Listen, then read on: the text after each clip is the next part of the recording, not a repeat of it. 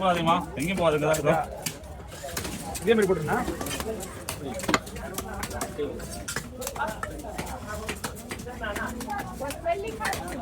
வேணுமா வருமா